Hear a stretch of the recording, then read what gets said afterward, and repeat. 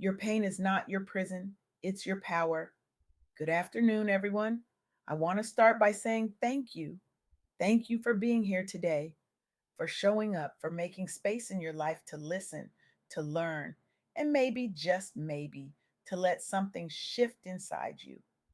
I recently had the honor of sitting down with Nishay Gordon, a woman whose story is nothing short of extraordinary. Nishay is a mother, an educator, a visionary, and a survivor who has turned some of the most painful chapters of her life into a blueprint for healing, empowerment, and community transformation. She's relaunching her culturally creative art program, a space where young people, especially young Black people, can use creativity to build identity, find their voices, and heal from the inside out. Nishay's work is making the world a better place. One brushstroke, one poem, one brave conversation at a time. And today I want to share with you the insights she gave me. Insights that challenge everything we've been taught about resilience, strength, and starting over. Here's the thing we don't talk about enough.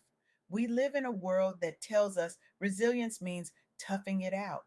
It means being strong. It means never breaking, never bending, never showing the cracks. And for Black women, especially for Black professionals, for Black mothers and entrepreneurs, that message gets louder. You're expected to carry it all: the family, the business, the community, the legacy, and you're supposed to do it with a smile, with grace, with no complaints.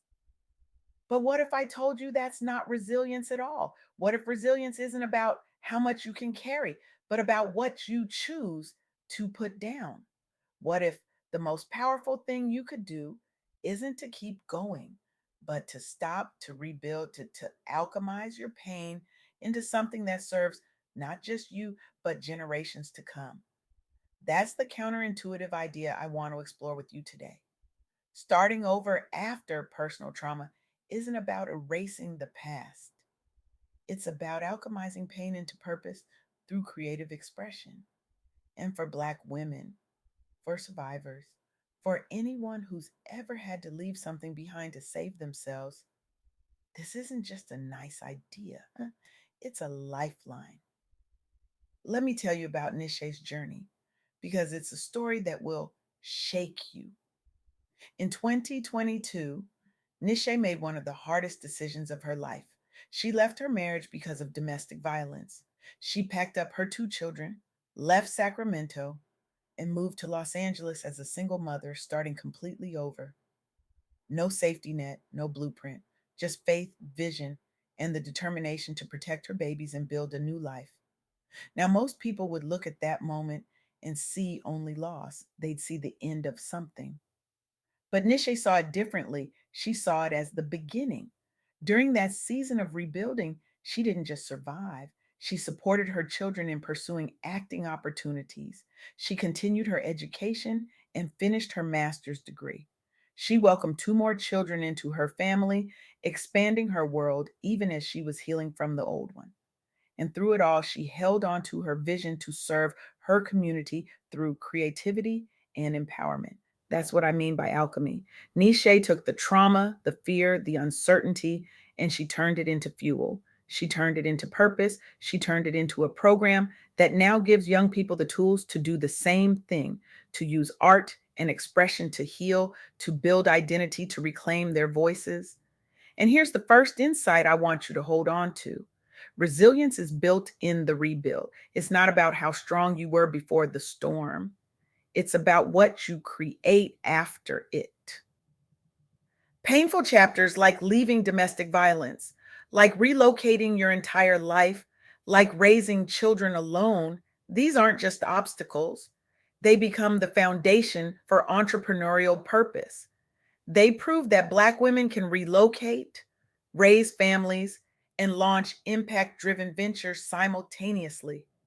Not because we're superhuman, but because we refuse to let our pain be the end of the story. Now, let me share with you the stories of three Black women who embody this truth. Women who turn personal adversity into community art initiatives, just like Nishay is doing. First, Tabitha Brown. You might know her from social media, from her vegan recipes, from her warm, joyful presence that feels like a hug through the screen. But what you might not know is the story behind that smile. Tabitha endured homelessness in Los Angeles while raising her son. She faced financial instability, family struggles, and industry rejection as a single mother trying to make it as an actress and content creator. There were nights when she didn't know where the next meal would come from. There were days when the rejection felt like it would break her. But instead of giving up, she did something radical. She leveraged social media for authentic storytelling. She infused her vegan recipes with creative expression, blending faith, food, and art to build community and monetize her voice. She didn't wait for Hollywood to validate her. She didn't wait for perfect conditions. She took what she had, a camera, a kitchen, a story, and she turned it into something that could heal people. Today, Tabitha has Netflix deals, Walmart product lines, and a New York Times bestseller called Feeding the Soul. She normalized Black joy and resilience in wellness, empowering communities through accessible creativity. Tabitha didn't just survive, she alchemized her pain into a multi-million-dollar brand that heals people every single day. Do you see it? She didn't erase her pain, she used it. She channeled it into creativity, into community, into a platform that now reaches millions. Second, Issa Rae. Before Insecure became a cultural phenomenon, before she was an Emmy nominated powerhouse, Issa was a young Black woman in Los Angeles facing rejection from Hollywood, financial strain, and self doubt. She was navigating post grad uncertainty, trying to figure out who she was and what her voice could be. The industry told her no over and over and over again. They told her that her stories didn't matter, that her voice wasn't marketable, that she should just give up and get a regular job.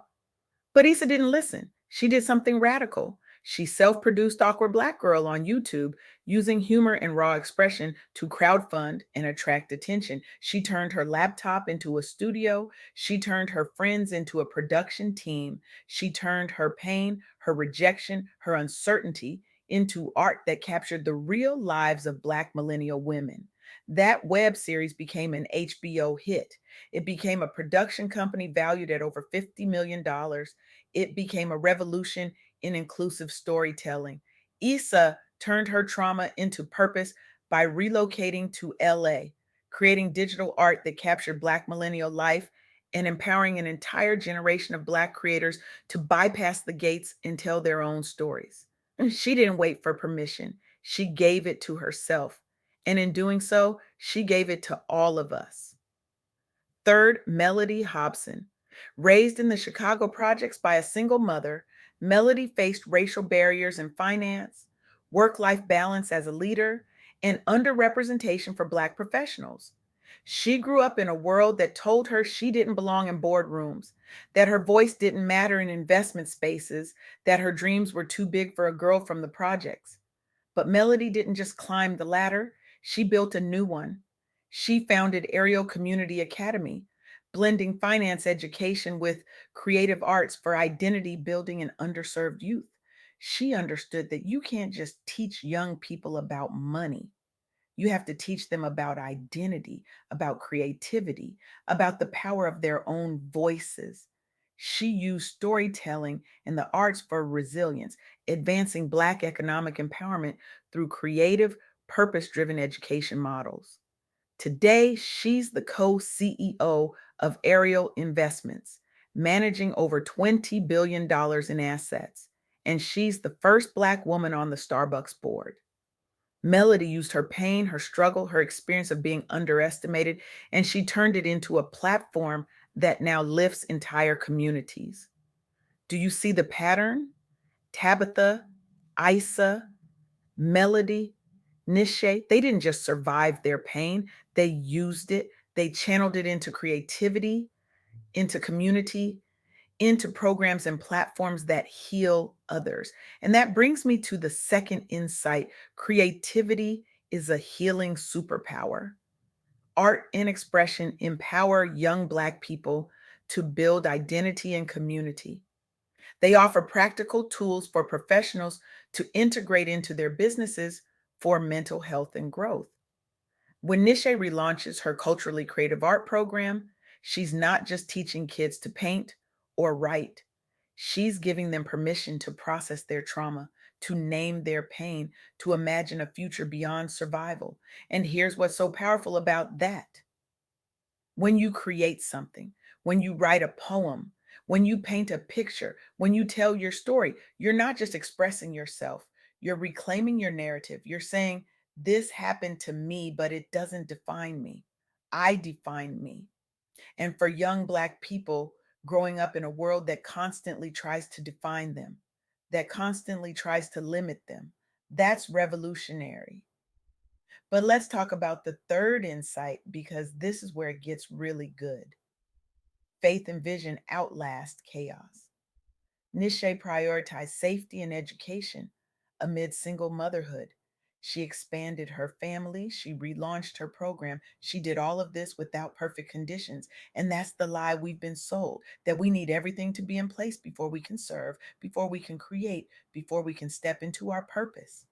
But the truth is, you don't need perfect conditions. You need faith and you need vision. You need the audacity to believe that your pain has a purpose, and that purpose is bigger than you. Nishay told me something that I can't stop thinking about. She said, starting over does not mean starting from nothing. Sometimes the most painful chapters of our lives become the foundation for the purpose we are meant to walk in. That's not just a beautiful sentiment, that's a blueprint. That's a roadmap for anyone who's ever felt like they've lost everything, for anyone who's ever had to rebuild from the ground up. And here's the thing, this isn't just about Nishay, this isn't just about Tabitha or Issa or Melody. This is about you. This is about every single person listening to me right now, who's carrying something heavy, who survived something hard, who's wondering if they'll ever be whole again. I'm here to tell you that you will, but not because you'll go back to who you were before. You'll be whole because you'll become who you were always meant to be. And that person, that version of you, is built on the foundation of everything you've survived. So here's my question for you. What painful chapter in your life could you reframe as the canvas for your next creative legacy? What if the thing you're most ashamed of, the thing you're most afraid to talk about, is actually the thing that could heal someone else? What if your story, told through art, through expression, through community, could be the lifeline someone else is searching for? Because here's the truth: we've been taught that resilience means toughing it out alone. But for Black professionals, for Black entrepreneurs, for Black mothers and survivors, channeling adversity into community art programs reveals untapped strength. It turns survivors into leaders who heal generations. It proves that starting over isn't the end, it's the beginning of something sacred. This week, I want you to do something. Identify one adversity, just one.